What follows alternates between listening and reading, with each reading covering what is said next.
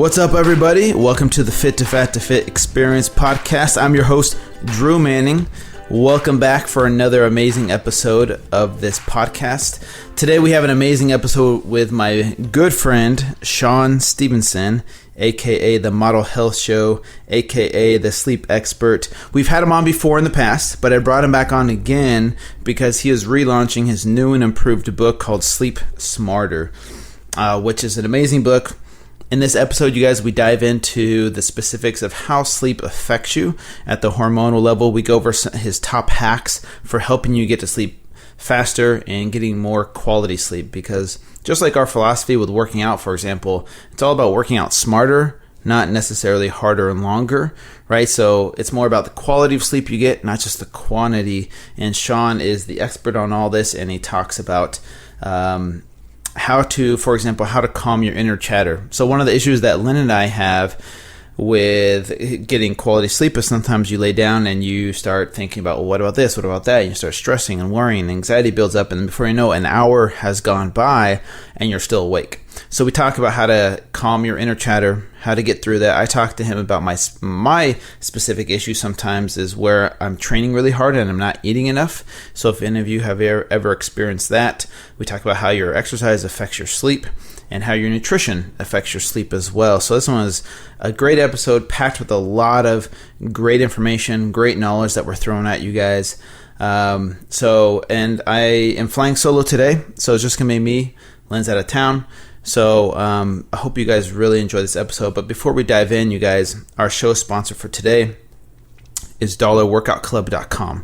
Now, dollarworkoutclub.com, for those of you who are new to my podcast, those of you who have been listening for a while probably are tired of hearing me talk about it, but dollarworkoutclub.com is something that we're so passionate about. It's because it's something that we created. Now, what it is you get access to 5 at-home workout videos, 5 motivational videos, and 5 healthy recipe videos delivered to you, new content each week for just $1 a week.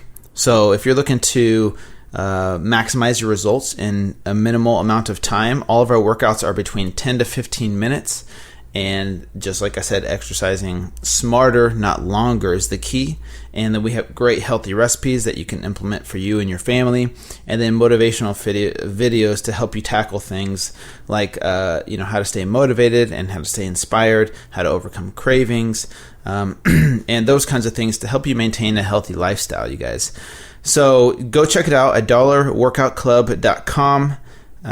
It's just $1 a week, you guys. It's high quality content versus, you're going to pay 10 to 15 bucks for Daily Burn or Beachbody or these other online fitness programs that are out there. And you don't get access to me, Lynn, and Natalie, like you do in these other programs. And like I said, it's just $1 a week. So check it out, dollarworkoutclub.com. Now let's dive into today's show with Sean Stevenson.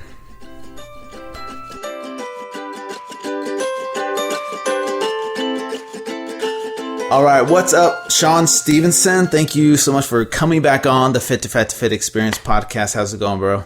It's going great, man. Thanks for having me back. There's the voice. There's the voice. Velvet.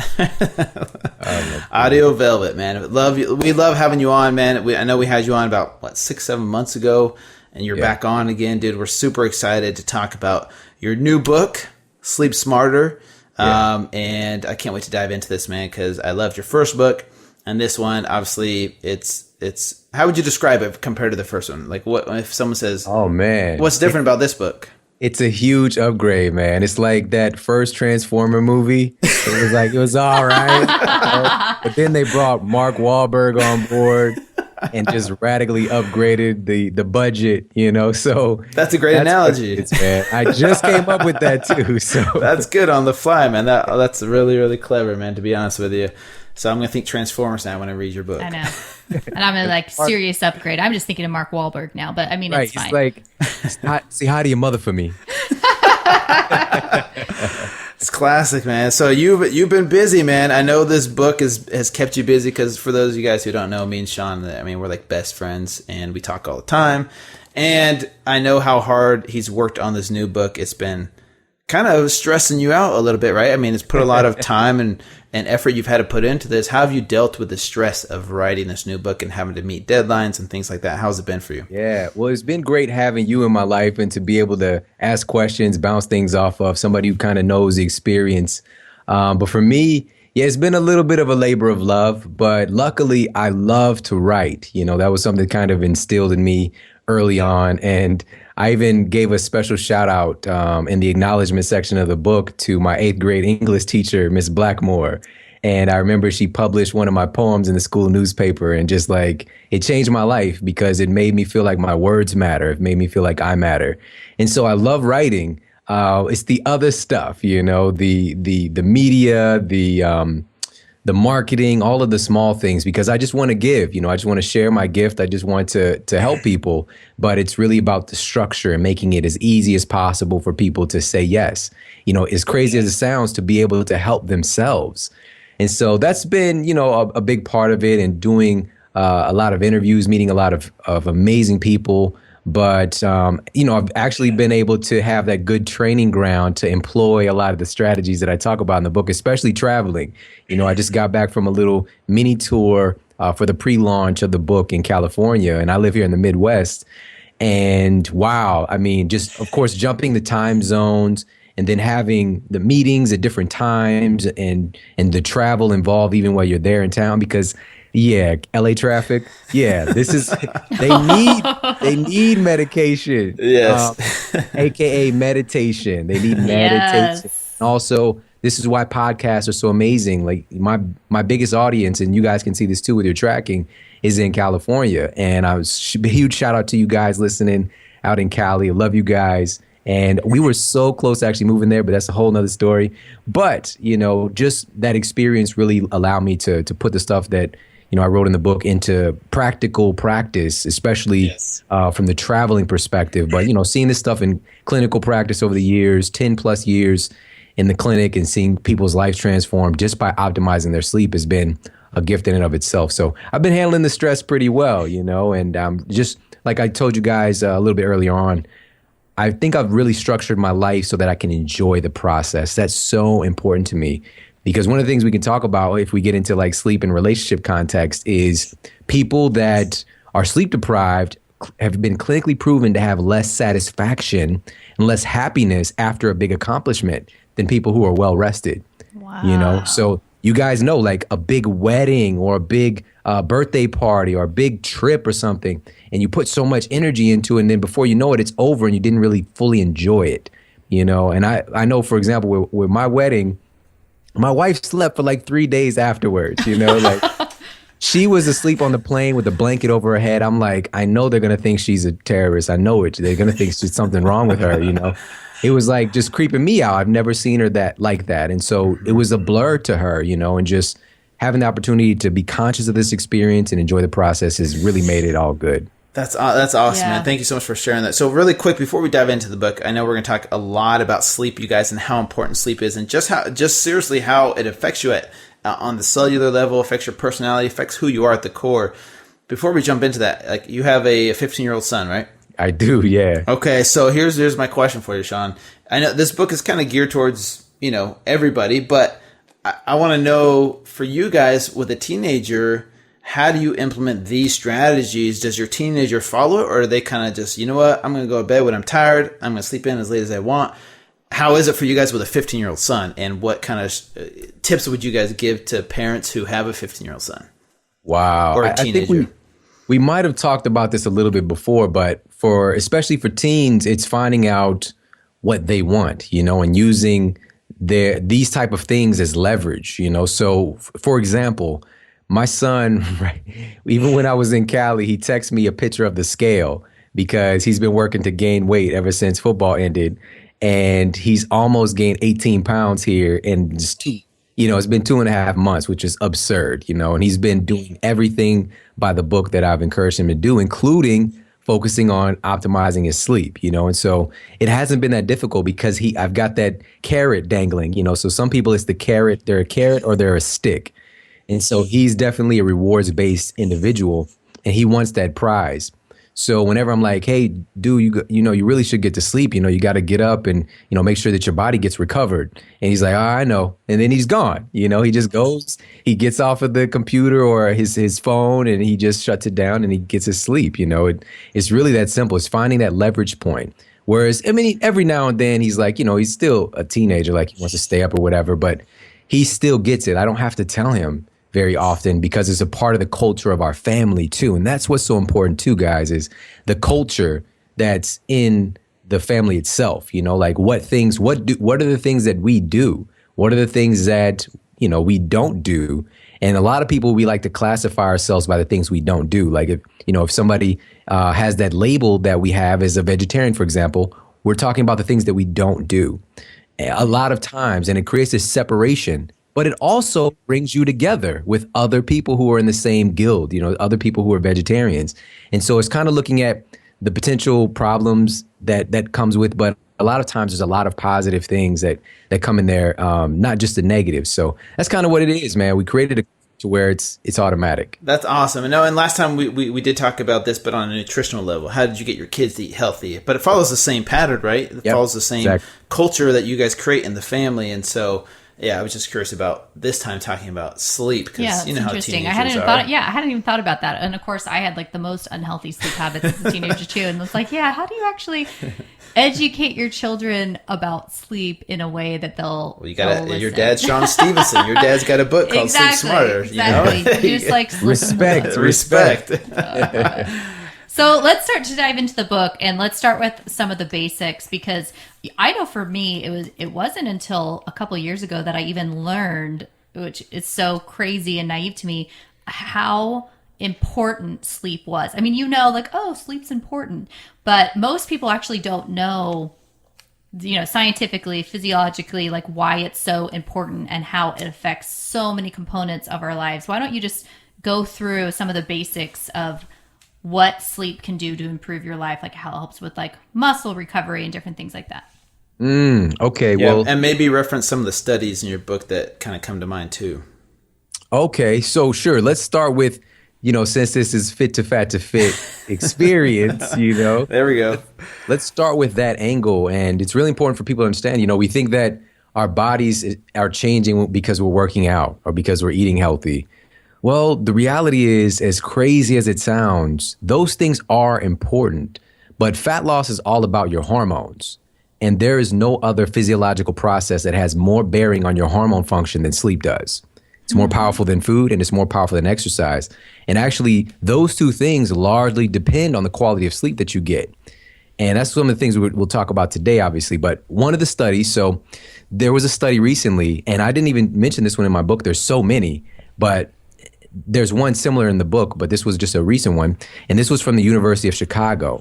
And they found out that dieters who got 8.5 hours of sleep nightly lost 55% more body fat than they did when they were on the same exact diet, but got just 5.5 hours of sleep a night. Whoa. Wow. Whoa. 55% more body fat. That's a lot. All right. Dang, here's everyone talking about supplements. It's like, let's talk about sleep. Oh, man. Dang. Yeah, the ultimate supplement is that vitamin S, Yeah. Sleep. That is the thing. And so the only difference here, same exact diet, but just change the amount of sleep that they got. And also, I'm not a big proponent of more sleep. I'm a big proponent of better sleep, getting higher quality sleep, because it's really about getting through your normal sleep cycles, which range about 90 minutes for each, and making sure that you're getting enough of those complete cycles to regenerate you. So a lot of people have broken sleep cycles because of a lot of different issues, which, of course, we could talk about today as well. But there was another study that was done, and this was in conjunction with the American Academy of Sleep Medicine. And they did CT scans over a 5-year period, which is so cool because they're actually doing scans, and this is over a long period of 5 years. And what they found was that individuals who slept for under 6 hours a night had a 32% gain in visceral fat over that 5-year period versus people over that 5-year period who got 7 hours of sleep per night, having only a 13% increase. So we're talking about twice as much visceral fat increase. And that, there's two kinds of fat, basically. Well, there's really three, but there's two kinds of fat that we don't necessarily want a lot of. One is the subcutaneous fat, and that's like the stuff that's under our skin. It's kind of like insulation. It's all right, make you, nice and cozy inside. The visceral fat, though, that's that organ fat, belly fat. That's the stuff that's like just cramped up in between all the organs in your midsection that create that, quote, beer belly, right? So this is the stuff that a lot of people are trying to avoid. Another name for the visceral fat is Omentum Fat, which the Greek translation of Omentum basically means fatty apron. All right. So we're developing and growing this other organ that functions a lot like a brand new organ, mainly a reproductive organ, because the more fat that you start to accumulate in your midsection, you start to produce a lot more estrogen. And that's for men and women. All right. So it starts to get really crazy because estrogen is a pro-growth hormone as far as fat. And it's not that it's bad, it's just it needs to be in balance. Both men and women have this same issue. And so this is just yet another reason, another kind of black and white study saying, hey, if you're not getting optimal sleep, you're going to be storing fat, even if you're doing all this other stuff right. Wow. Yeah, man, that is powerful. So, I know when I heard, so I had started again learning a couple years ago about sleep and how it affects so many things. Like you said, hormonally, I was so surprised. I remember reading something that people that were sleep deprived were insulin resistant, like somebody with type 2 diabetes, like they could become temporarily more insulin resistant. I was reading all these things, and then it started to become a major component when I was training people, especially if they were, if they weren't getting a lot of sleep and they're like, what can I do? I've hit a roadblock. I would tell them, like, stop getting up early and exercising and get extra sleep. And it was amazing because they, felt like that was counterintuitive. And then they would do it and they're like, wow, I started losing weight again. And I'm like, sleep is so crucial to, like you said, balancing our hormones and just our progress. And it's really not talked about in our industry, which is crazy. No, I love what you say, Sean. Sleep like you're getting paid to do it. Sleep like it's your job. But I think the problem is people don't know how to do that because we think quantity, like I'm going to set the alarm, I'll be asleep for 8 hours, I'll wake up at this time.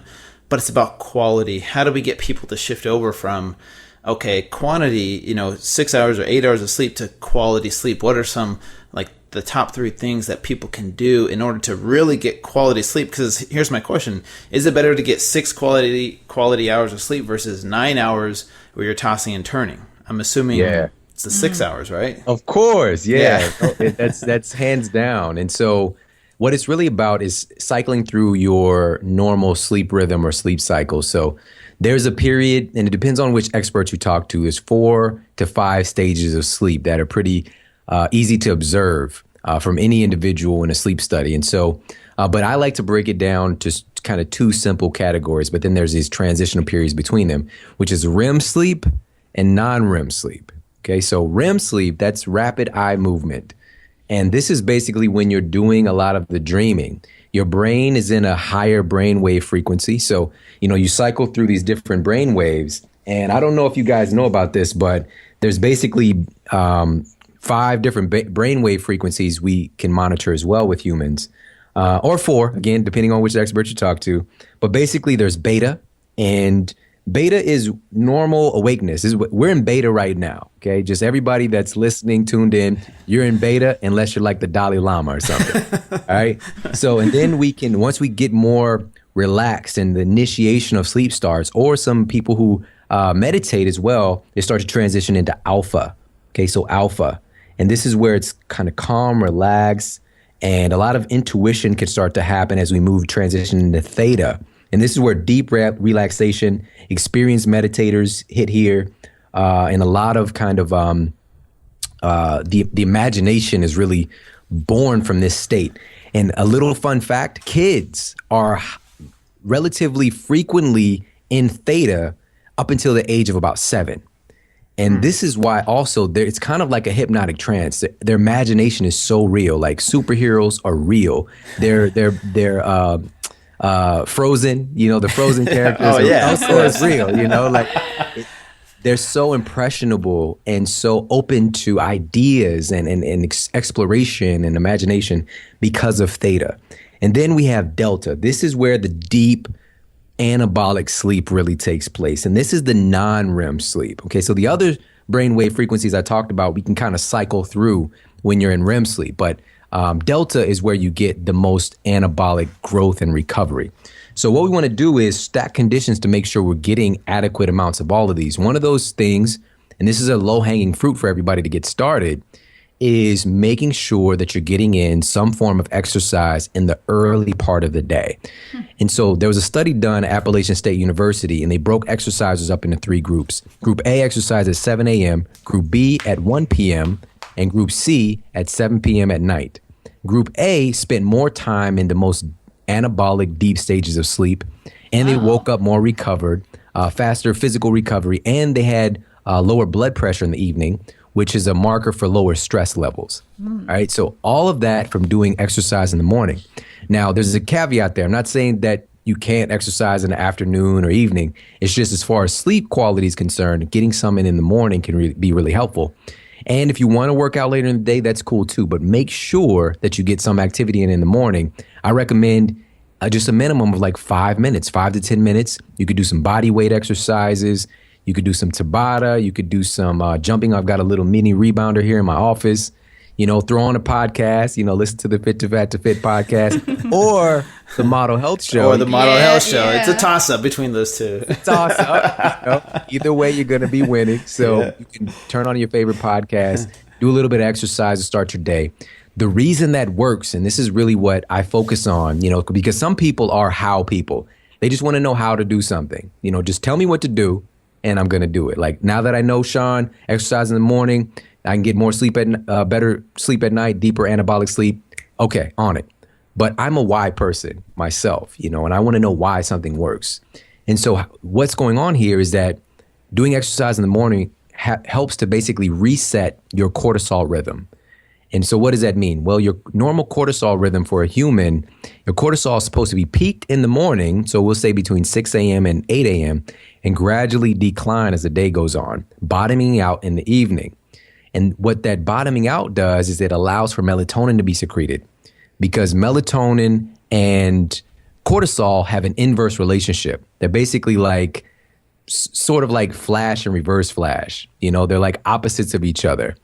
And it's not that one is good or not so good. So let me not make the superhero analogy, but it's just understanding that if cortisol is elevated at night, melatonin is at the ground floor. You're just not producing it properly.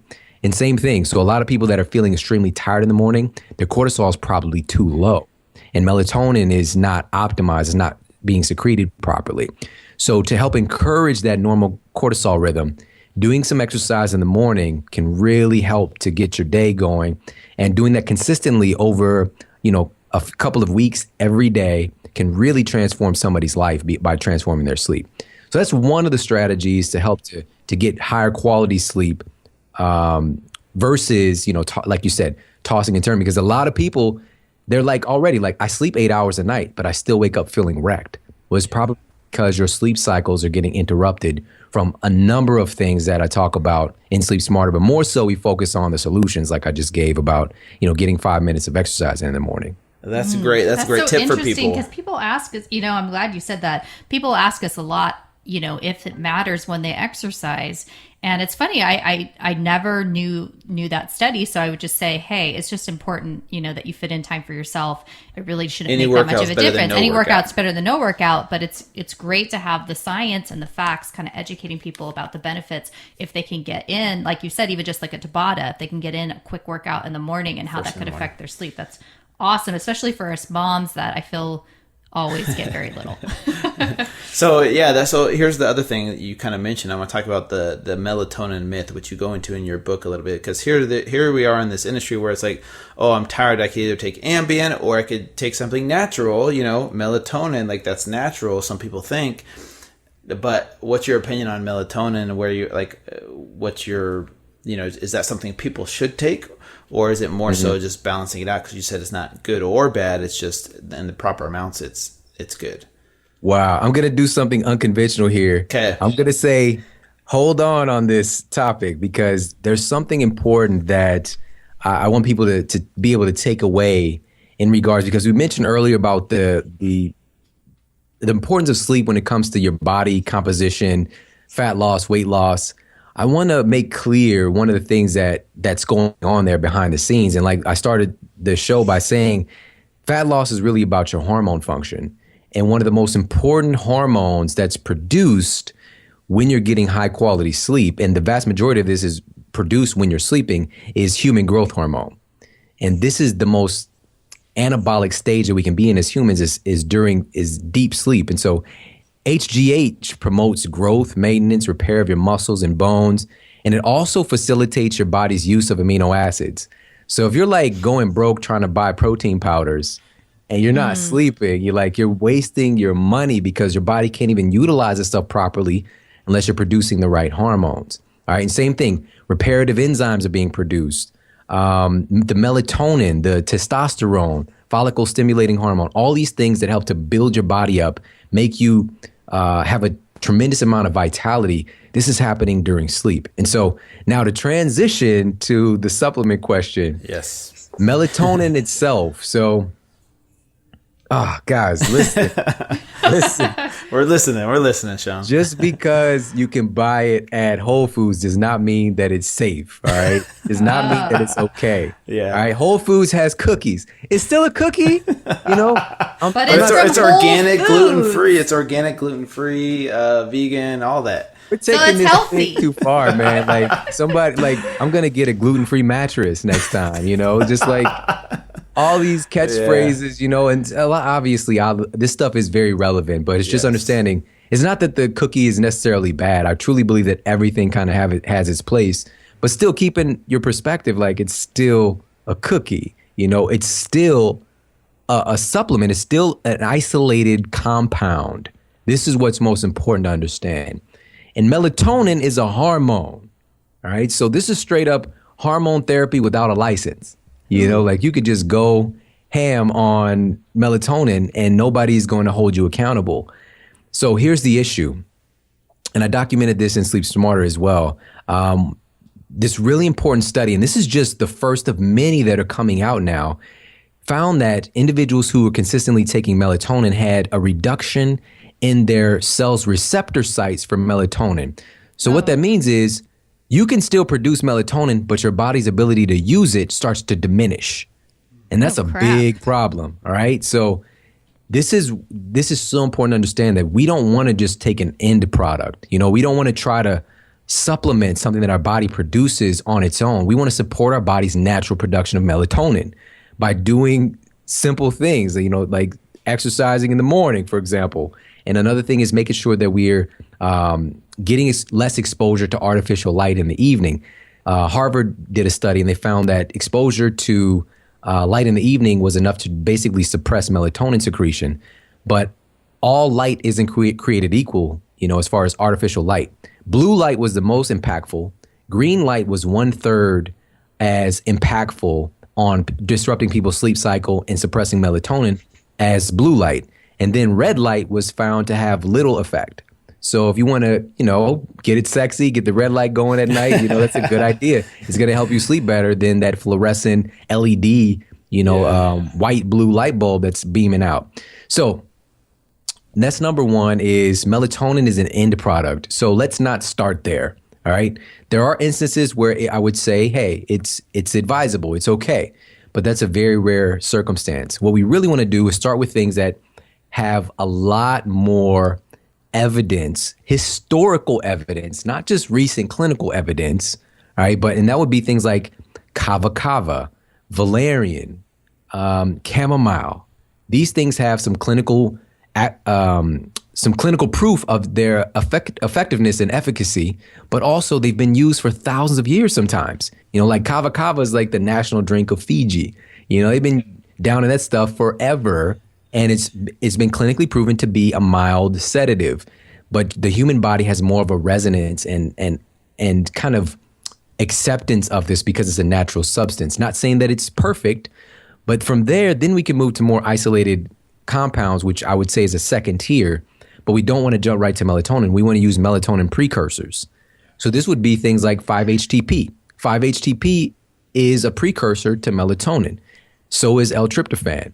So, this allows your body to do a step instead of just taking, boom, melatonin here, just dropping it into your system and, your body figure it out, Instead of doing that, you give your body something so it could still do some work to help to build this really, really important rejuvenative hormone. And last thing, I got to mention this too. Many of these pharmaceuticals today, and Dr. Sarah Gottfried wrote the foreword for my book, and she's a New York Times bestselling author of The Hormone Cure and The Hormone Reset Diet. So she knows a thing or three about hormones.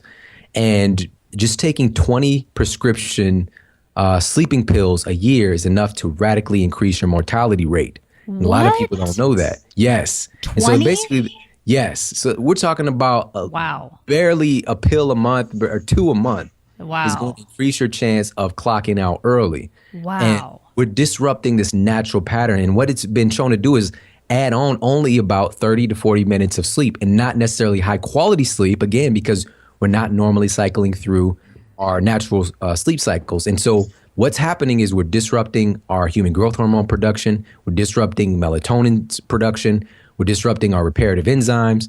All of this stuff is getting messed up because we're trying to treat a symptom instead of addressing the underlying cause of our sleep problem. Yeah. No, that's so true, man. That's really scary. I have friends that take Ambien to put them to sleep, Adderall to keep them awake, Oh, yeah. And caffeine on top of that, it's like, this is a dangerous cycle because then you're like, obviously you are not going to be able to sleep if you just take the Ambien away right away. Well, and I also know parents that give their kids melatonin nightly. Yeah, I know. Every night. Every night because their kids won't go to bed. Yeah.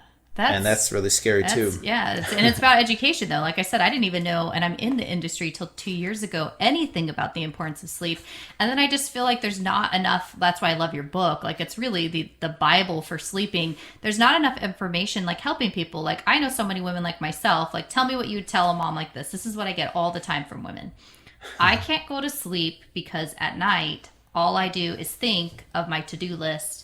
Everything that I should have done that I didn't get done, and everything tomorrow that I need to get done. And so I lay in bed, and I've been totally guilty of this for like over an hour, just stressing about that. And I just can't sleep. Like, what do you tell people when they say stuff like that? Yeah, I even posted this quote, and this came across my desk years ago when I first started doing research in sleep. And it's this quote that says, "My bed. It's this magical place that I go to remember everything that I was supposed to do in my life, And so for a lot of people, it's that same story, They hop into bed and then the busyness kicks in, and we call this inner chatter, slightly clinical term, a lot of inner chatter. And the first thing that I want to express to everyone is that there's nothing wrong with you. All right. This is something that a lot of people have going on. And it's actually a really great gift, especially as you mentioned, for the moms out there to be able to process so much information, especially with all the responsibilities that you have today. Now, so what I want to compare that to or like to connect that to as a sort of visual cue here is a lot of windows open on your computer screen. Okay, on your desktop or your laptop, you got a ton of tabs open, all right? And so that's all right. We've got a lot of things going on, and we're going to get to everything. But what we're doing now with sleep is we want to minimize those windows and just have one open. And that one is just sleep, just the sleep window.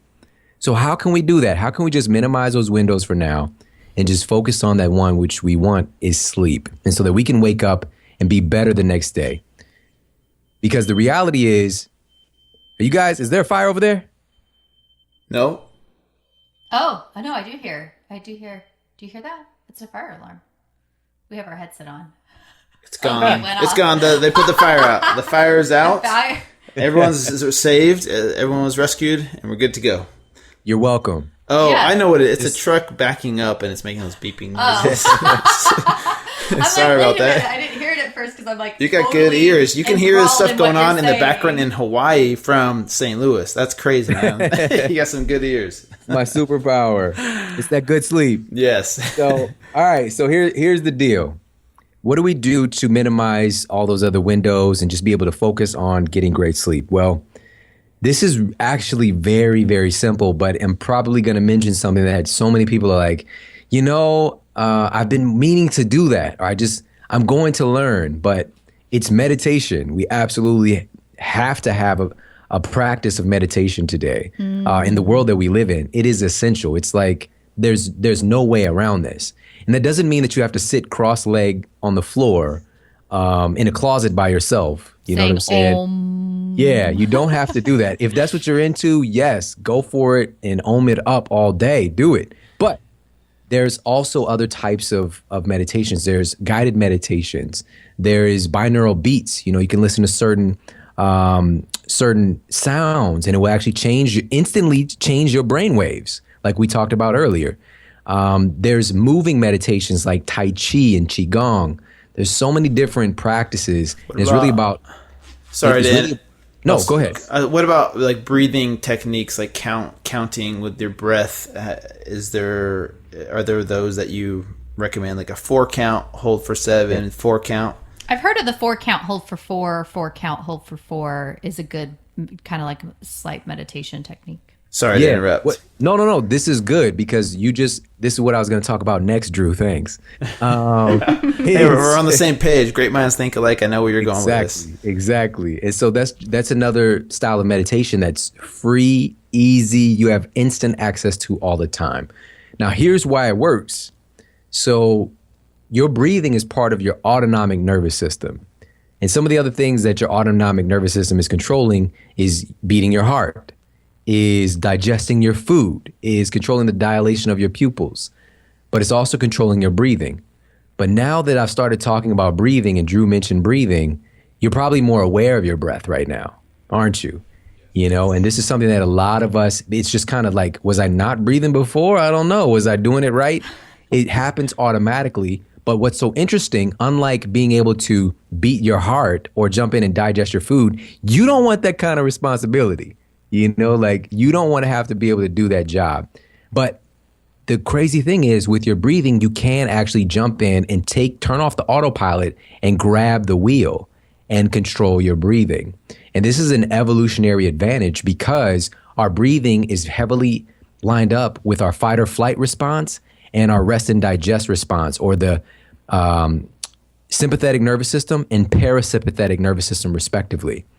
So we can have a false alarm and change our entire physiology just by being in fear, right? We've all had this happen where we might be walking down, in a park and we see a stick and it kind of looks like a snake or something and it like freaks us out. Like, but it's just like, it was a false alarm. There's no reason for that fight or flight response that's evolved through us to be able to protect us from danger, or we get a really scary phone call, about something, but then we come to find out it was just a false alarm. Everything's okay.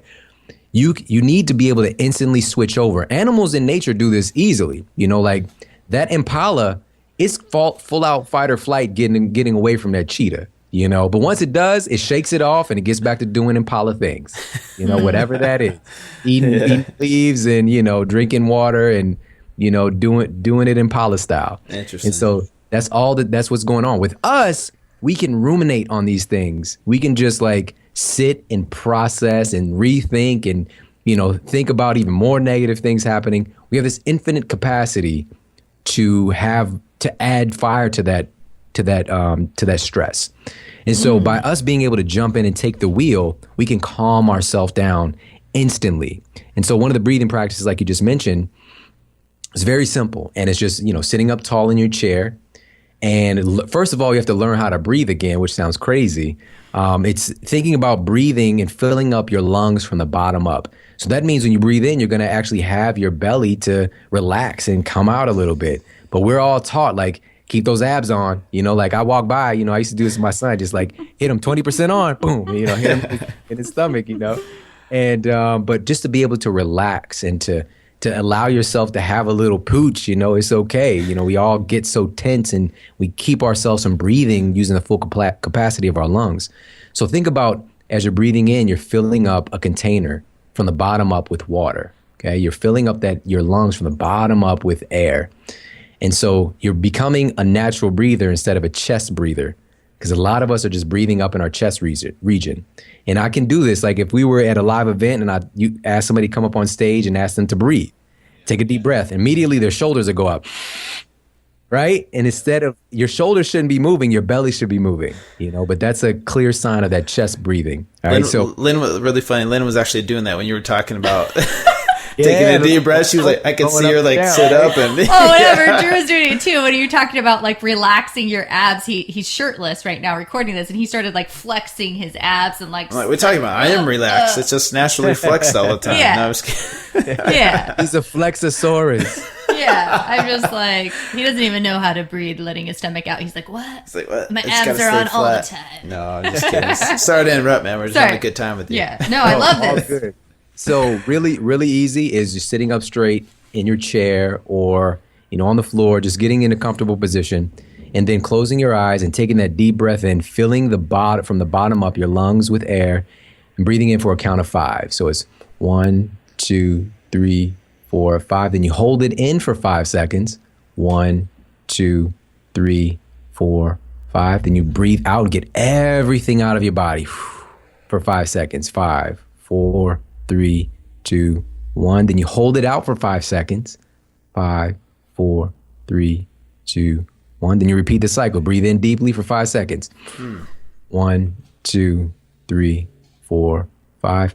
And as you repeat this process, and of course we could just do a whole kind of guided meditation doing this. We're falling asleep here. Right, we're already now. falling asleep. We did it. That was only one. That was one rep, guys.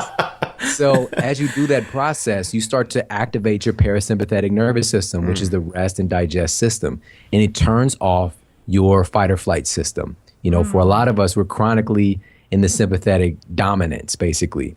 And so having that tool, and you have access to that anytime, to relax your system, to basically put you in more of an anabolic state, even though sleep is really the master anabolic state. You can do that simply by changing your breathing. And having access to that and changing your brainwave frequencies simply by changing your breathing is a great tool to have to help to calm down that inner chatter. And according to the research, and this is cited in Sleep Smarter, the American Academy of Sleep Medicine published a study showing that meditation is an effective treatment for insomnia. And the study showed that over a 2-month period, sleep latency, total sleep time, wake after sleep onset. So this means basically not waking up, sleep efficiency. So going through your normal sleep cycles, sleep quality, and depression all improved in patients who use meditation. And this was just a 2-month study. Oh, and my gosh. Right. That's amazing. Amazing stuff, right? And so it's really important to understand that this isn't some strange, kind of weird, like drinking the Kool-Aid thing. This is important process that you need to start to master and employ on a regular basis, just 5 minutes. Yeah. And what the research showed was that meditating in the morning can help you sleep better at night. Wow. So that's just one of the different pieces for kind of calming the inner chatter, but it's a really important one. I love that, because meditation for me, I started it a little bit about a year ago, but I really got into it since I've been in Hawaii, especially because I have a friend that teaches meditation, and it has transformed my life. It's interesting to hear the science behind it, because I initially thought it seemed so woo-woo. But I experienced all of those things that you said. I felt more at peace, more calm. I felt like I was more in tune with different things in my life, that I was happier, that I was sleeping better. And it was funny because in one of his meditations, he says, the average human breathes about 12 to 20 times a minute. And on average, we live to be like mid 70s. And then he joked around like, a tortoise breathes about 4 times a minute, and the oldest tortoise was about 183. So to like focus on calming ourselves and calming our breathing. And personally, I like meditations that have more like tools that I can use, which are the ones that I do. But even just like you said, that simple breathing technique could really ground you back and calm you down and add a lot of benefits. So I love that you shared that. That's like such an amazing tool. I know for me, when we were talking about at night and not being able to turn off our brain, and I think so much and I talk so much, obviously. And for me, like a lot of times I do like to meditate in the morning, but I'll do a small meditation at night. And a lot of times I'll actually fall asleep to it. Like I just relax enough and calm my brain enough that I just literally will pass out mid meditation. So yeah, I love that.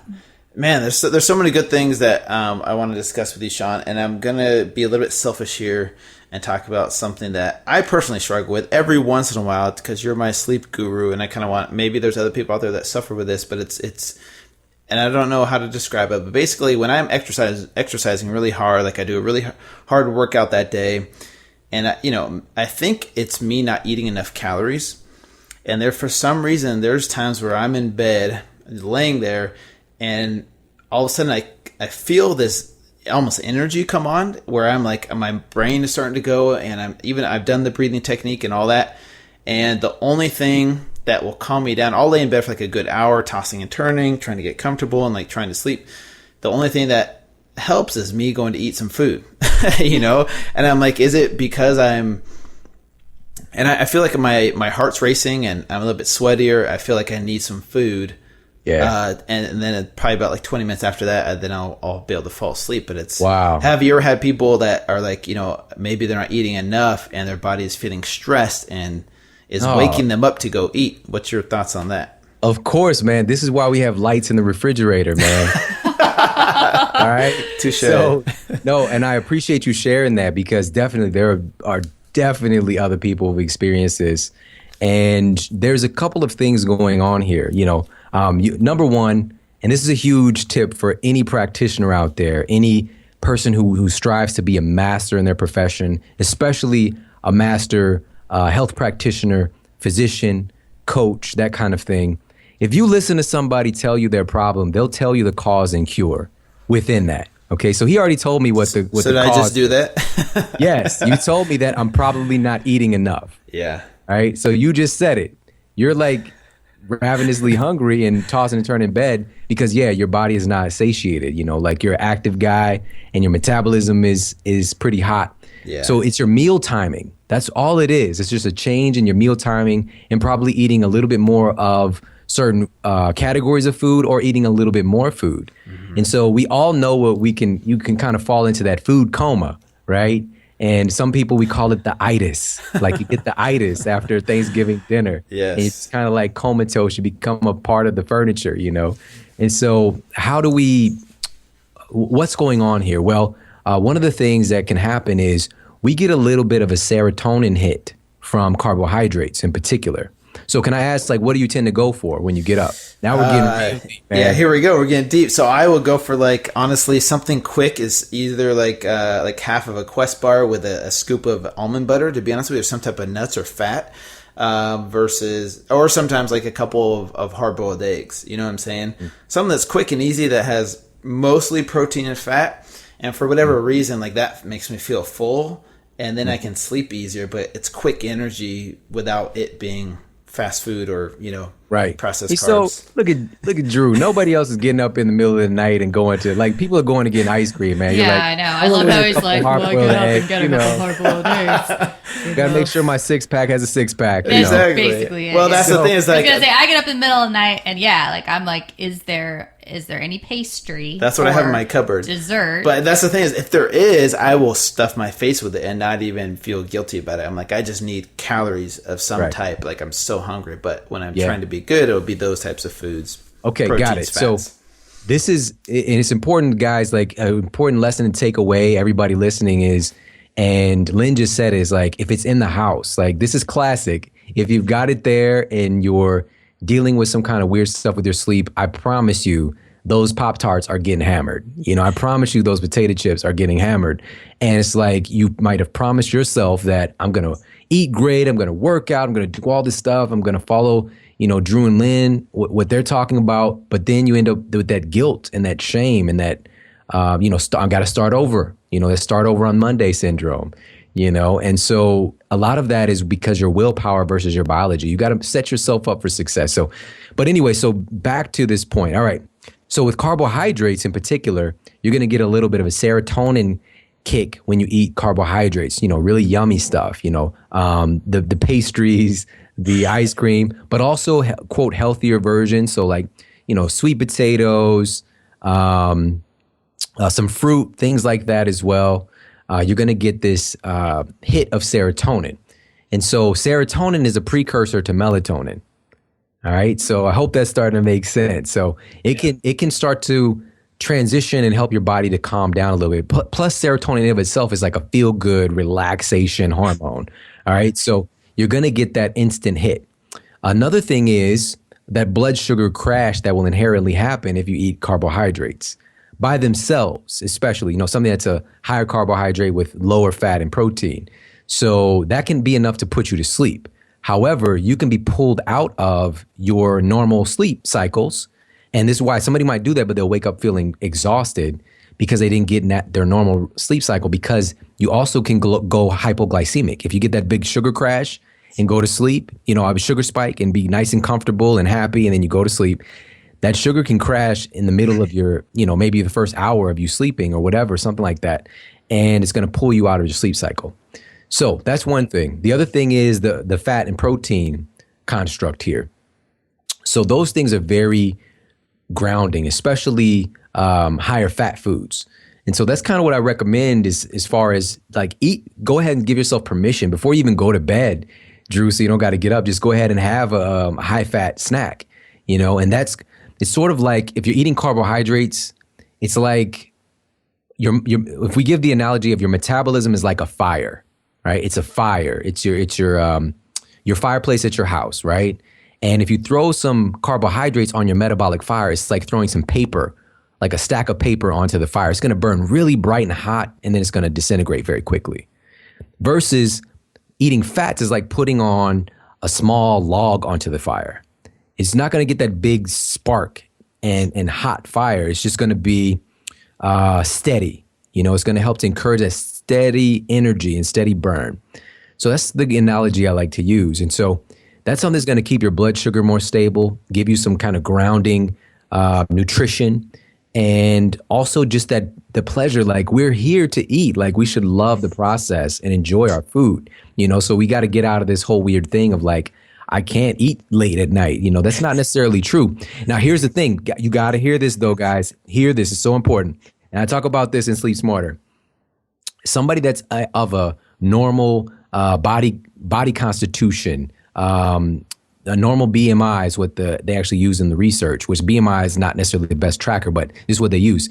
Someone who's of a normal BMI body weight, when you eat a meal, you're getting about a 5% increase in your cortisol level. And that's actually good. It's normal because stress hormones are going up from eating that meal because your body is doing a lot of work to decipher whether or not this food is going to heal you or hurt you. All right. So it's a biological evolutionary response to make sure that you're not putting things in your body that are going to hurt you. And also it has to start converting that food into you. It has to start making you out of it. So it's a little bit of a stressful event. Now, this research also showed that individuals who are overweight, individuals who have a high body mass index, high body fat, when they consume a meal, you can have an upwards of 50% increase in cortisol. Okay. So your cortisol level can shoot right up because there's a lot more biochemical stuff going on when you eat a meal. And so, Drew obviously has been in this situation, very, very publicly, but myself too, when I first, before I made this, transformation in my own health, being overweight, absolutely. Like I saw this happen firsthand that, eating foods would like, it just gives you this kind of a rush, a good feeling of comfort. But then there's this low and this crash. And a lot what's going on here is you're getting this increase in stress hormones. And then as your body starts to repress, you sort of kind of get depressed. But the reason, I don't want to focus on that too much. The reason I'm bringing this up is that, again, cortisol and melatonin have an inverse relationship. So when cortisol is up, melatonin is down. So if you're getting a big spike in cortisol right before bed, guess what's happening to your melatonin? Because you ate a meal too late. So for an individual their goal is weight loss, is body fat loss, I would say definitely to structure your day and your meals so that you can get at least a 2-hour amount of time before you finish eating and you go to bed. And 2 hours is solid. So if you're going to bed at 10 o'clock or you're going to bed at 11, being done eating by 9, 8:30, that's all it takes. And that gives your body time to shift over to the parasympathetic nervous system, to turn off that fight or flight. And there's other small things like being present with your food while you're eating, not watching, Game of Thrones and eating your dinner. You know what I'm saying? Shout out to Game of Thrones, though. Khaleesi. Yeah. Khaleesi. So please be aware that all of these things matter to help to encourage your body to get the optimal sleep that you need, because your body's going to transform the most, not from that food, not from your workout, but from that sleep that you get. So structure your life so that you get high quality sleep. I would say to eat some carbohydrates, actually. Have a nice whack of carbohydrates to get that process we talked about earlier in the evening versus in the morning. And there's so many other tips and strategies we can talk about here, man, but I'm just going to pass the mic to you. No, but you know what's great about all this? That. I'm kind of looking at everything you're saying here. It's so interesting how sleep, exercise, nutrition are all so related to each other. One impacts the other. You exercise in the morning, you're going to get better sleep. If you eat, and you feed your body, you're going to sleep better throughout the night. Like, they're all so connected, and they're all so important that when one is lacking, if you're lacking, quality sleep, if you're lacking good nutrition, it's going to affect those other areas of your life. And then in the end, that's why it's so hard to reach your goals. And so some people don't realize that. They're like, I'm eating healthy, I'm exercising, all these things, but you have so much stress in your life, you're not sleeping well, and that's why most likely you're not seeing the results, is because those three things, the sleep, exercise, and nutrition, aren't in line with each other. Yeah, and we talk about it a lot of times with things like that, like trying to explain to somebody it's like a table, and each component is a leg of the table, and they think, well, as long as I'm doing the other things, I don't understand why sleep's impacting me a lot. It's like, well, it's a table, and you just took out one of the legs. Like, are you really surprised it's that wobbly? Like, have you ever tried to eat on a 3-legged table? Like, not the easiest. So they really do all correlate, work hand in hand. For me, I think the hardest part, and what the value of your book and what it did for me, is I love that there's information out there. That's great. But for me, I'm always like, okay, great. I know sleep's important. I know I need it. And it's like, great. Welcome to motherhood. Like, you live my life and you get more sleep. Like, it's like when a doctor's like, what would help you is if you stress less. And you're like, really? No kidding. Like, thank you for the advice. But I love about your book is you actually give the kind of like you did on this podcast, you give those tips. Like, you actually give strategies that people can implement in their life to sleep better. And that's the thing. I read article after article about why it's important. But then in those articles, I was always like, when I learned about this a couple years ago, I was like, oh, what do I do though? Like, what do I actually do? So like, for anyone out there that's now realizing, crap, like, this is why I probably haven't seen the progress that I need, or have felt as good as I do, or why I have my hormonal imbalances. This is the tool guide. This is your Bible of how you can start to improve your sleep. So yeah, and here's the other thing is, comparing this to the fitness industry, for example, we all know, like, yes, you need to exercise, but it's great to have a structure of knowing what you're doing and having strategies in place, because at the end of the day, yes, we will all be better off if we all exercise. Even if that's walking, running, biking, swimming, Zumba, CrossFit, I don't care what it is. If you're doing something, it's better than nothing. Same thing with sleep. Yes, we all do need to sleep more. We need to sleep better. Okay, but how can we upgrade that knowledge? Like, how can we improve upon that and advance in our knowledge of here's how to get a great night's sleep? And so that's kind of what I want to transition to now, Sean, is without going into maybe like too many specifics, what are some things as far as, okay, mattress, sheets, pillows, which at the end of the day, all the stuff maybe isn't that important, but how do we upgrade? Okay, so what type of mattress should we have versus here's a crappy mattress that's probably causing this. Certain types of sheets that are good and bad. Pillows, are those good or bad? Because a lot of the knowledge that we have nowadays is like nutrition, exercise is like, okay, let's go back to the days of our ancestors and what did they do? Well, they didn't have mattresses back then. And, how did they get quality sleep?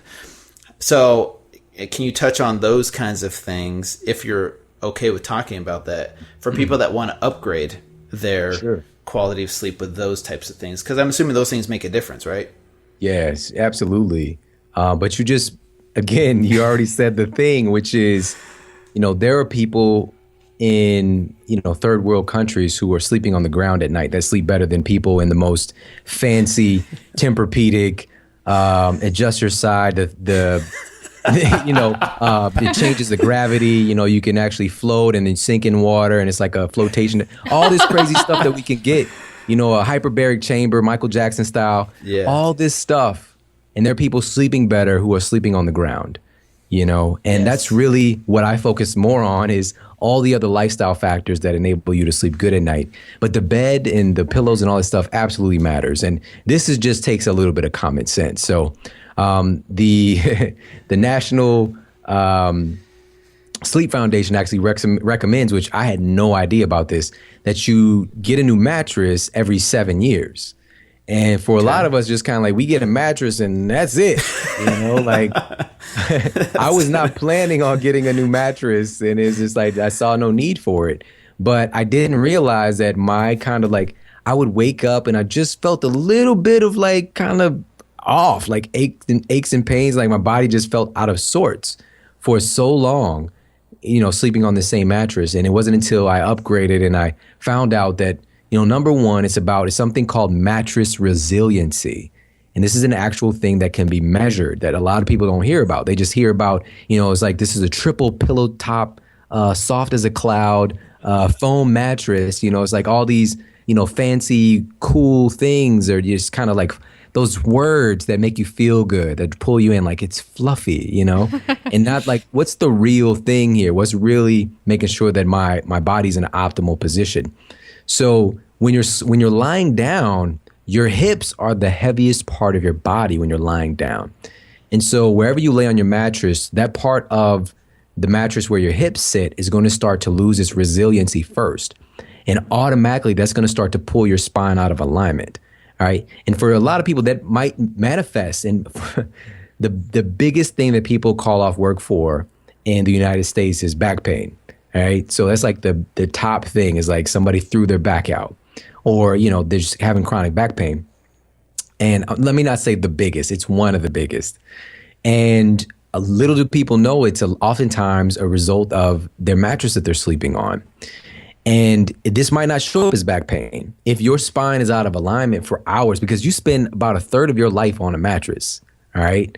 And it can be showing up in knee pain, or shoulder pain, or your neck is stiff.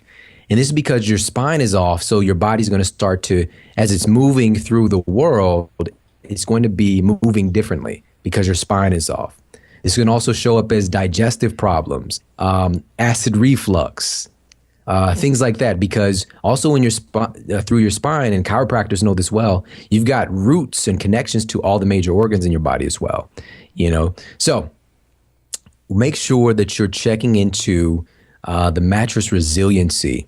And I don't want to throw out any names right now, but in Sleep Smarter, I recommend, I've got a resource guide, a bonus resource guide, where I'm putting in, because things change, where I put in the ideal wellness mattress, like the best mattresses for your sleep health. It's not just about resiliency. The biggest concern is how your mattresses are actually processed and treated. So I made the joke earlier about a gluten-free mattress, right? Well, the crazy thing is, there are organic mattresses out there, but more importantly, it's avoiding sleeping on surfaces that have been treated with deadly chemicals and flame retardants, all right, which a lot of people were sleeping on mattresses and have no idea that our mattresses are off-gassing for years and slowly poisoning us. And like, when you see the research on this, it blew my mind. I talked with my publisher about this, and I haven't even talked about this with anybody, guys. So was this a good idea? And I just couldn't, in good consciousness, put such an important book out for the world without talking about something that is extremely alarming, especially when it comes to kids. All right. So there was a study done, and this was in New Zealand. It was really a countrywide study. And here, I'm actually going to, let me grab it. Yeah, go ahead. I'm going to tell you the real numbers here. Okay. Yeah, because when people start telling stories, or they start like paraphrasing things, 60 to 70% of statistics are made up. So it's good to get the exact numbers right. So all right, here we go. Man, this was a tough chapter to write. All right. So this chapter what page is it on? So it begins on page 127 in the finished in the finished book. So the subhead is hotbed of questions. Okay. And so in this particular study, as I mentioned, this was done in New Zealand. They did a nationwide study to basically address SIDS, which is sudden infant death syndrome. And in this study, the researchers found that individuals who were sleeping on certain mattresses tended to have this issue of being sick and also potentially the infant losing their life. So, okay, here's the numbers. So this was done in 1994, and they were looking into the off-gassing of mattresses. And thanks for bearing with me as I found the page, guys. So the New England, basically their government advised parents to wrap their babies' mattresses in an inexpensive, non-toxic protective cover. And this was over a 20-year span that they monitored this, all right? And so over this 20-year span, not one child died from SIDS that used the mattress wrap. Whoa. All right? There was not one single SIDS death reported for more than 200,000 New Zealand babies who slept on a mattress wrapped in the protective cover. But there were 1,020 crib deaths reported since the mattress wrapping campaign started. So these were kids who were not sleeping on mattresses that were wrapped. And so what's going on there? Well, as we talked about before, the off-gassing and the chemicals, and also a lot of times what tends to happen is, especially if you have multiple kids, the kids just kind of sleep on the same mattress. You know, it just kind of gets passed down. And microbes start to decompose, and they start to mix with the chemicals in the mattress, and they can create some toxic fumes that the baby is inhaling while they're trying to sleep. And so I had to mention this just to let people know that that number was too startling to not share. Like, that correlation is remarkable. You know, and so this is something, so because it's a big fear. And I know you guys felt that when we put our little baby down to go to sleep, especially when they first get here, it's just like, is it like, I just want to watch them the whole time. Yeah. Oh, yeah. Yeah. I actually got a special monitor that would like send an alarm if it like could tell the baby wasn't breathing. I was like paranoid. Yeah. And we've all been there for sure. But in parents who have like 4 more kids, like a friend Larry, the last child, they're like, I could sleep through anything. I don't even know if the baby's like, crying at this point. Baby's fine, let's go. You know, it's good, you know? But it's just important to understand that a lot of things that we take as normal is not normal in our society, you know? So the way that our mattress, it started off as a good idea of like, obviously we don't want our beds to be super flammable, but there are safer treatments that can be used, you know? And also we're looking at, we don't live in a society anymore where people are like laying, because a big part of that was people would fall asleep in their bed smoking cigarettes. You know what I'm saying? I'm pretty sure your 2-year-old is not like, you know, smoking a Marlboro. You know what I'm saying? Like it's a radically decreased incidence of any type of problem happening. Of course, it's better to be safe than sorry, but to what extent is my question. It's just really about, again, educating people on that piece. Lastly, I just want to share one quick point. The other things, and again, we could do a whole show just talking about that, but the bedding, same thing. You know, I didn't really even know about thread counts until it was Aziz Ansari, the comedian. Yes. And he was like talking about he's got some like Egyptian thread, like 4,000 thread count sheets. And I'm like, what is that? And he's like, it's like sleeping in lotion. Right? And I'm just like, wow, that sounds interesting. And then when I got in bed, I noticed like, wow, these sheets are kind of cutting me up a little bit. Like, this is very soft and nice. This isn't lotion? This isn't lotion, you know. This is like Brillo, you know. It's like it's a Brillo pad. Yeah. So, and my wife, she actually had some higher thread count sheets. So it's just these little things can create a greater degree of comfort if you're aware of them. You know, it's not a big deal. But the same thing, you know, if we can opt for getting our bedding that's not treated with toxic chemicals. Washing our stuff, and I just did a show that is going to be coming out before this airs on estrogen dominance and understanding like a lot of the stuff that we use as detergents and things like that they have xenoestrogen compounds that fit into our estrogen receptor sites, and this can lead to things like for guys gynecomastia, so development of breast tissue, increased rate of things like prostate cancer for women. being exposed to xenoestrogens can lead to fibroid tumors, can lead to cancers of the reproductive system. But again, a lot of people don't know this stuff, and this is our job, and everybody listening, because we are the people listening to this are in the best of the best of the best people who are adamant and conscious and seeking out to find out how to take the best care of themselves and the people they care about. So we're the leaders here. So it's up to us to, first of all, do it ourselves and demonstrate. And second of all, to really focus on showing our family and our loved ones and our friends what's possible. And these small things can make a huge difference in your sleep quality and also in your health overall. Man. I know that's the thing. We could just keep talking about this for like another hour. But it does come down to people, gaining the knowledge for themselves and making it more mainstream, because it does sound, for people that are just in your middle America, that this sounds woo-woo, this sounds like hippie stuff. Like, what are you talking about? Like, my mattress has gases. I don't see any gases coming out of it, So it just needs to become more mainstream, and it needs to be passed on, and that's why this is such a great... And what I love about both your podcast and, of course, this book is everything to do with you is scientific. I love that you have studies backing up everything. And, of course, like Drew said, like, we could go into this for like another hour, but obviously we have to wrap up. But get the book if you really want all the knowledge. I mean, we got through as much as we could, but Sleep Smarter, get the book, because you're going to get all of the useful tools that I use to implement. Actually, I sleep amazing now. Like, the joke is I really do sleep like a log now. Sometimes I don't even hear my kids. But it's made a huge impact on my life. And sometimes people are like, you sleep so much. Because I'll be like, oh, I slept a solid 9 hours last night. And they're like, what? It's almost like looked down upon. Like, it's like a badge of honor to get 4 hours of sleep and be drinking like a double, a cappuccino with a double shot of espresso. And I'm like, no, screw that. Like, I get 8 to 9 hours of beautiful, uninterrupted sleep. I'm a happier person. I'm a better mom. I can feel the difference in my body. Sleep has changed so many things for the good. So yeah, everybody get the book. All right.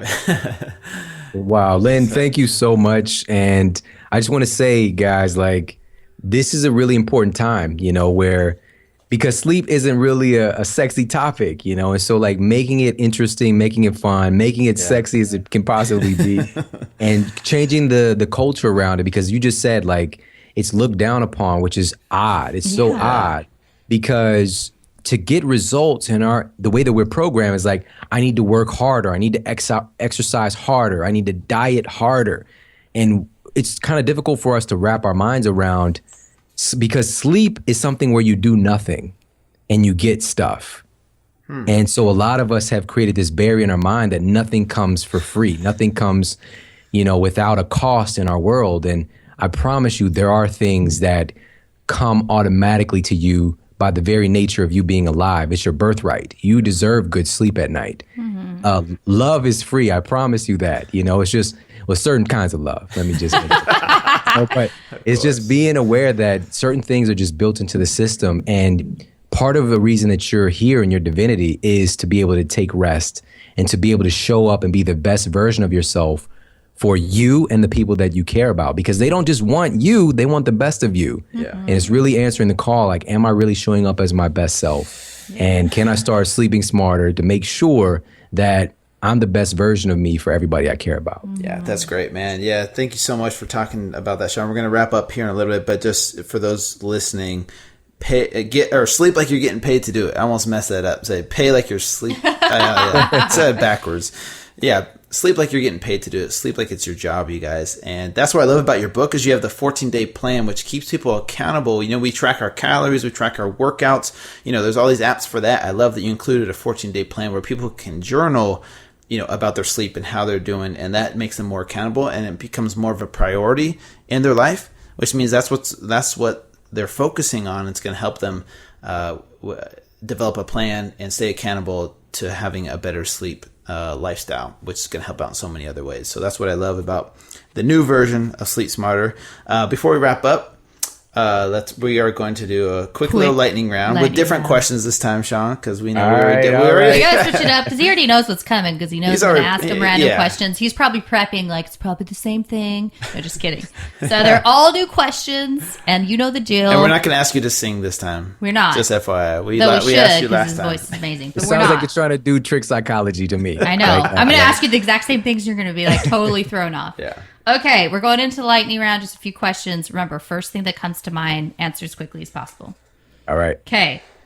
Of all your pet peeves, what is the weirdest one, or at least the first one that comes to your mind? Man,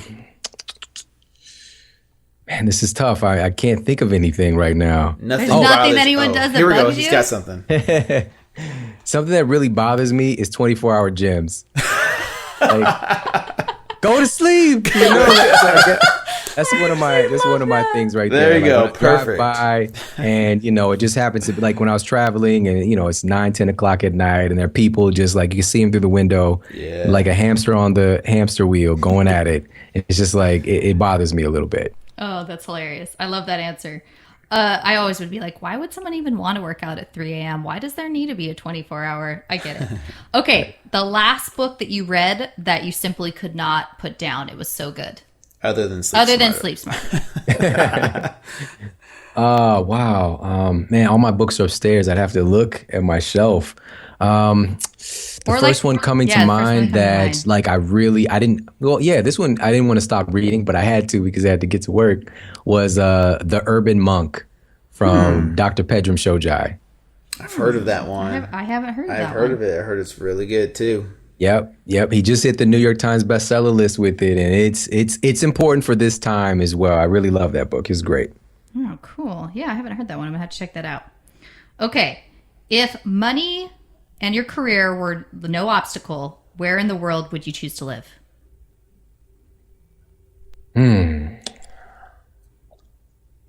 I gotta say, wow, this is so tough. I haven't been to Hawaii, so I don't know. But from the places that I have been, I would have to say San Diego, which is where we almost moved to. I know. It's beautiful in San Diego. That's a good choice. Have you ever talked about on your podcast why you guys didn't move there, Sean?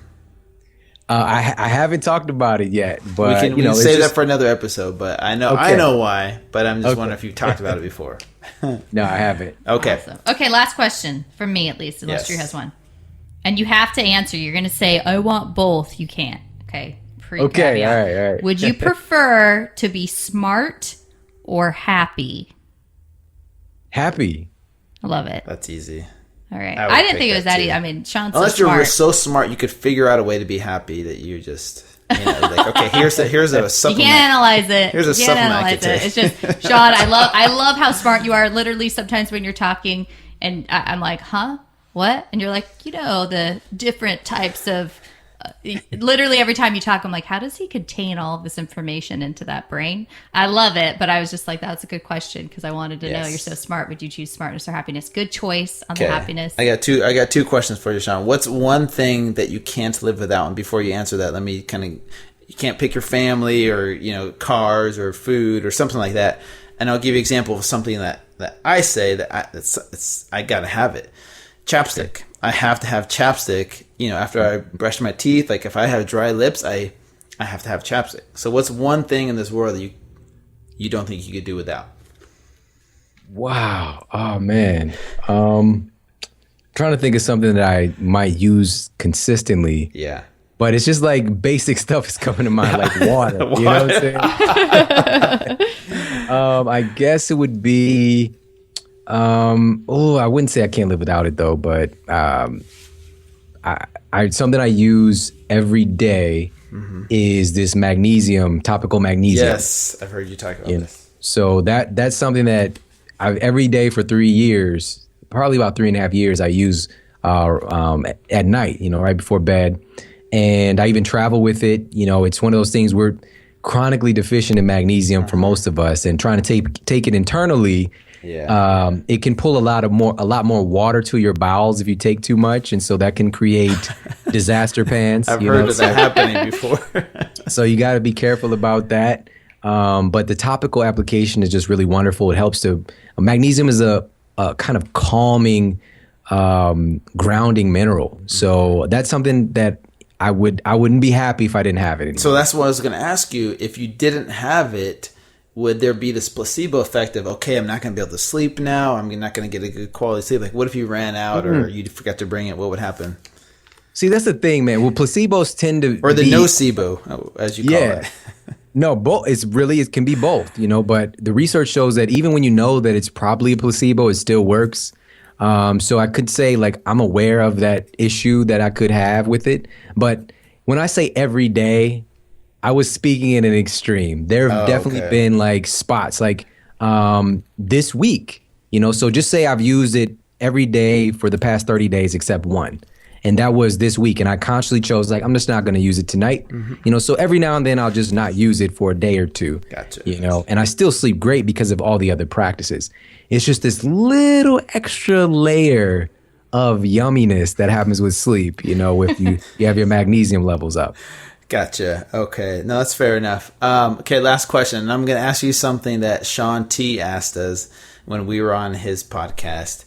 And I'm curious to know your answer. If you were stuck on a deserted island, you had to pick one of two people to be stuck with, would you be stuck with Kanye or Justin Bieber? Oh this is like the worst. Literally, when we got this question, I was like, I can't even. No, you analyzed it for like a good little bit. You're like, wait a second, you had to change your mind. At first, I won't say what I said because I want to hear your response. Okay, well. I know that if it was Kanye, we'd probably find a way off the island a lot easier. Just because he's a genius, right? You know, he knows everything. But I gotta say, if it was like straight up just me on the island with one other person, we're stuck there, I got Bieber fever then, like it's me and Biebs. That's funny, Lynn. So tell me your answer. I started with Bieber. I said, I choose Justin Bieber because I just think he'd be more enjoyable. I guess he could like serenade me. Who knows? But then I stopped. I was like, no, Justin Bieber is such a wuss. He would be so unhelpful. Like he wouldn't gather wood for you. He wouldn't be do able anything. to make food for you. And even though Kanye probably wouldn't want to, I could reverse psychology that shiz, and I'd be like, you probably couldn't make a hut. You'd probably suck at it. And then all of a sudden there'd be a hut made. You know what I'm saying? A hut mansion. Yeah, I'd be like, all right. So I could use Kanye versus I think with Bieber, he would just sit there and look pretty and that would do me no good. So. Deep. Love it. Okay, that was such a deep last question, man. We got to end on that note, Shawn. But thank you so much, man, for coming on again. We really, really appreciate what you do in this industry and how many people you influence. Before we sign off, where can people find you? Where can people find the book? Everything, social media, all that. Awesome, man. Well, most people know me from my show, which you can listen to this podcast on the same platform that you're listening to this one. It's called The Model Health Show. And right now, this past week, we were #1 in the country in fitness and nutrition, which we've been dozens of times, which is crazy to be able to say that. So people can check out my show there. And to pick up Sleep Smarter, here in the United States, you can go to any of your local bookstores and grab it there. I highly recommend to do that. Or, of course, anywhere online. So Amazon.com, BarnesandNoble.com, Books A Million, anywhere that you buy books, grab yourself the real thing, the hard copy book. And I promise you, it's going to add a lot of years to your life and life to your years. So you could do that. And also you could check it out through sleepsmarterbook.com. We've got a couple little cool bonuses there as well. But definitely just head out and grab yourself a copy. And it's going to bring a lot of value to your life and the lives of people you care about. Awesome. Oh, okay. What about, did you say your social media and all that? Yeah. So if people just go to themodelhealthshow.com, all my social media is there. So go. Instagram, Twitter, all that good stuff. So themodelhealthshow.com is where you can find me. Awesome. Thanks so much, Shawn. We really, really appreciate you, dude. Please stay in touch. And hopefully either you'll be out here in Hawaii soon or I'll be in St. Louis soon to see you. Awesome, man. I love you guys. Thanks for your wealth of information. Thank you so much. Thanks for having me back on, guys. I love it. Thank you. Okay, man. All Talk to you soon. See you, man. Bye.